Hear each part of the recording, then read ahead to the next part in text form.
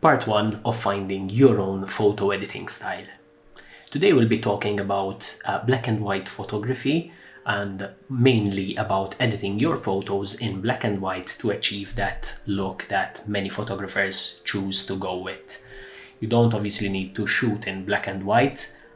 Most photographers that started out with black and white photography and made it very popular started out with film in black and white. However, today we'll be looking at editing your photos in Lightroom Classic in black and white and how we can achieve that really nice look that some photographers such as these manage to achieve with their photography. So I've already imported a few photos to test our editing style with. I'm going to start out with this street photograph I took recently. And I'm going to start off by first and foremost enabling profile correction and removing chromatic aberration, something I like to do each time I work with new photos. And I'm going to immediately crop this photo heavily to achieve the desired composition I am looking for. And then I'm going to immediately switch my photo to a black and white treatment to start playing around with highlights and shadows and making sure I gain that nice contrasty look.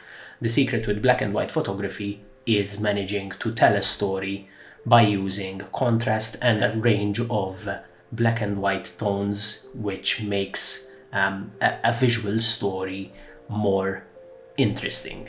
So let's first and foremost play around with exposure, increasing the exposure a bit just to be able to have a higher tonal range to play with. Now I'm going to reduce my highlights by a bit, increase my shadows, and then I'm going to move the black slider heavily to the left.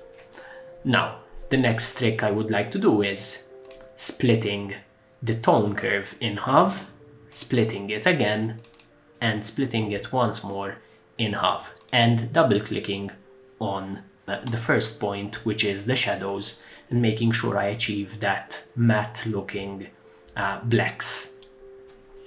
So I'm going to reduce highlights a bit further to achieve a wider tonal range, and I think the exposure is a bit too high here. You can use the haze slider slightly to achieve a more dreamy look, and I feel like this is a pretty nice photo when compared to what we started with, which is a basic color shot. Let's have a look at a different style of photo.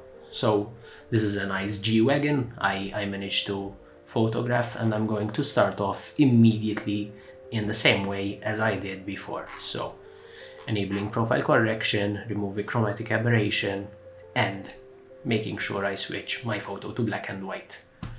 Now, this is a bit more tricky to achieve the look I desire, and I'm going to immediately go for the same tonal range trick I used before, and this time I'm not going to remove this point, but I'm going to simply drag it up a little bit in order to have slightly creamier blacks. Now I'm going to reduce my highlights by a bit, decrease my shadows and decrease my blacks, and increase the whites. And I'm going to reduce exposure slightly, and I think I need to increase shadows slightly as well, increase texture and decrease the haze for a more dreamy look.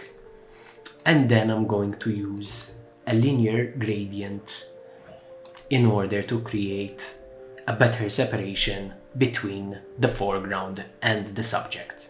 So decreasing the haze, and I'm going to reduce exposure, reduce the blacks, and I'm going to play around with the tone curve as well here.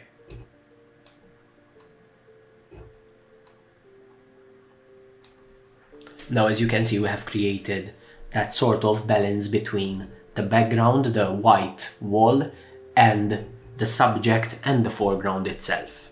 Now, if we take a look at the photo we started with, the initial photo looked quite good because it has a good color balance between some bluish grays and the orange color, which are complementary colors, but that is a photo that we can tackle in a different editing style, which is when using complementary colors.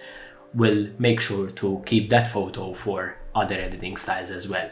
However, our black and white edit looks really nice now, and it certainly works with both a candid shot similar to this, some street photography, and a different style of photography, which we're looking at here. And if you liked this editing style, make sure to like and subscribe to watch the next videos where we will be going through other styles of photo editing. Thank you for watching.